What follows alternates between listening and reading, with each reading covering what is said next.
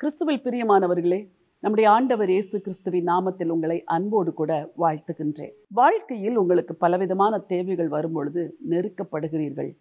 இந்த தேவைகள் எப்படி சந்திக்கப்படும்? இதை யார் சந்திப்பார்? நான் என்ன செய்வேன்? என்னால் இது முடியாது, இதில் ஏதாவது ஒரு அற்புதம் நடக்க வேண்டும் என்று நீங்கள் எதிர்பார்த்து கொள்வது இயல்பு. இன்றைக்கு கூட இந்த வார்த்தைகளை கேட்டுக்கொண்டிருக்கும் பொழுது, என்னால் முடியாது, ஆண்டவர் தான் எனக்கு ஒரு அற்புதம் செய்ய வேண்டும் என்று நீங்கள் எதிர்பார்த்து கொண்டிருக்கலாம். உங்கள் எதிர்பார்ப்பு நியாயமானது. பல வேளைகளில் நம்மால் முடியாது என்று சொல்லும் பொழுது ஆண்டவர் தான் இறங்கி வந்து அற்புதங்களை செய்கிறார்.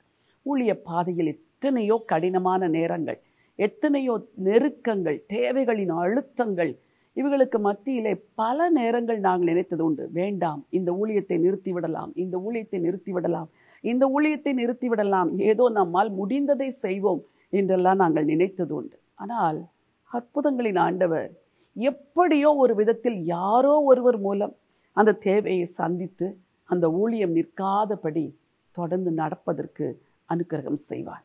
இன்றைக்கு வரைக்கும் கர்த்தர் அப்படித்தான் செய்கிறார். ஊழியத்திற்கு உண்மையுள்ள ஒரு தேவன் உங்கள் குடும்பத்திற்கும் உண்மை உள்ளவராயிருக்கிறார். இஸ்ரவேலர் வனாந்திரத்திலே நடந்து போகிறார்கள். 30 லட்சம் ஜனங்கள், 30 லட்சம் பேருக்கும் எவ்வளவு தண்ணீர் தேவையாயிருக்கும்? குறைந்தபட்சம் 90 லட்சம் லிட்டர் தண்ணியாவது குடிப்பதற்கும் அவர்கள் வாழுவதற்கும் தேவைப்பட்டிருக்கும். அன்றாட காரியங்களை செய்வதற்கு எவ்வளவோ தண்ணீர் தேவைப்பட்டிருக்கும். நடப்பது வனாந்திரம். மரம் கிடையாது, செடி கிடையாது, கொடி கிடையாது, ஊற்று கிடையாது, நதி கிடையாது, எதுவுமே கிடையாது. தண்ணீர் எங்கே இருந்து வரும்? அப்பம் எங்கிருந்து வரும்? ஆகாரம் எங்கிருந்து வரும்?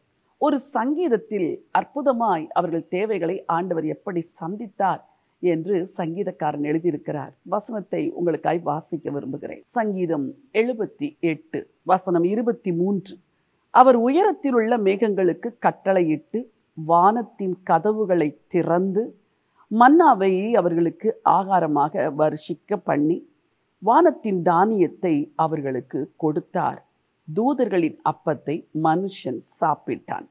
வசனம் சொல்லுகிறது, உயரத்தில் உள்ள மேகங்களுக்கு கட்டளையிட்டு வானத்தின் கதவுகளை திறந்து அவர்களுக்கு தூதரின் அப்பத்தை கொடுத்தாராம். என்ன ஒரு அன்பின் ஆண்டவர்! கதவை திறந்தவுடன் மன்னா பொழிந்ததாம். அப்படி என்றால் அவருடைய பண்டசாலையிலே மன்னாவை சேர்த்து வைத்திருந்தார்.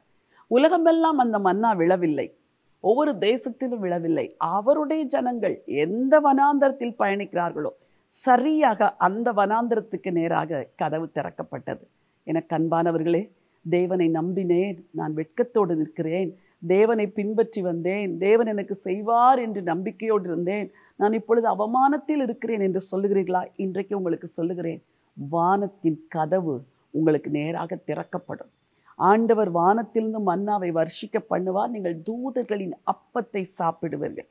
கூடவே ஆண்டவர் இன்னொரு காரியத்தையும் செய்கிறாராம். வானத்திலிருந்து மாத்திரம் தேவையை சந்திக்கவில்லை, கீழ்காற்றை அனுப்பி அவர்கள் பாளையத்தை சுற்றிலும் காடைகள் வந்து விழும்படி செய்தாராம். ஏன்? எகிப்திலே விழுந்திருக்க வேண்டியது தானே அந்த காடை, பக்கத்தில் உள்ள தேசத்திலே விழுந்திருக்கலாமே, எங்கேயும் விழவில்லை. இஸ்ரவேலரின் பாளையத்தை சுற்றி தான் காடைகள் விழுந்தன. இன்றைக்கு உங்களுக்கும் சொல்லுகிறேன், இந்த ஆண்டவர் உங்கள் தேவைகளை அற்புதமாய் சந்திப்பார். வானத்தின் கதவுகளை திறக்க வேண்டும் ஆண்டவரே, கீழ்காற்றை வீச செய்யும் ஆண்டவரே, காடைகள் பாளையத்தை சுற்றிலும் வந்து விழச் செய்யும் ஆண்டவரே என்று ஜெபித்து பாருங்கள். கூடவே குடிப்பதற்கு தண்ணீரை எப்படி கொடுத்தார் என்றும் அந்த சங்கீதம் சொல்லுகிறது. வசனம் 15. வனாந்திரத்திலே கன்மலைகளை பிளந்து மகா ஆழங்களிலிருந்து தண்ணீரை அவர்களுக்கு குடிக்க கொடுத்தார். கன்மலையிலிருந்து நீரோட்டங்களை புறப்பட பண்ணி தண்ணீரை நதி போல ஓடி வரும்படி செய்தார். என்ன ஒரு அன்பின் தேவன்! வனாந்தரத்திலே கன்மலையிலிருந்து நீரோட்டங்களை ஆண்டு ஓடி வர பண்ணினாராம். மகா ஆழத்திலிருந்து ஊற்றுகளை புறப்பட பண்ணினார். இன்றைக்கு உங்களுக்கு சொல்லுகிறேன், உங்கள் தேவன் உங்களுக்காக எதையும் செய்வார். வானத்தின் கதவுகளையும் திறப்பார், பூமியின் கதவுகளையும் திறப்பார். வானத்திலிருந்து மன்னா வந்தது, பூமியிலிருந்து தண்ணீர் வந்தது, சமுத்திரத்திலிருந்து காடைகள் வந்தது. அவரால் எதைத்தான் செய்ய முடியாது?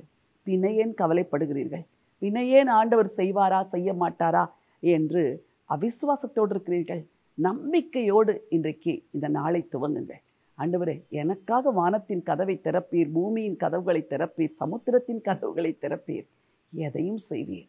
நான் உம்மை நம்புகிறேன் என்று நம்பிக்கையோடு இந்த நாளை துவங்குங்கள். உங்களுக்காக ஜெபிக்க விரும்புகிறேன். ஜீவனுள்ள தேவனே, நல்ல ஆண்டவரே, உம்முடைய ஜனத்தின் தேவைகளை சந்திப்பதற்கு வானத்தின் கதவுகளை திறந்தீர், பூமியின் ஆழங்களை திறந்தீர், சமுத்திரத்திலிருந்து காடைகளை வரும்படி செய்தீர்.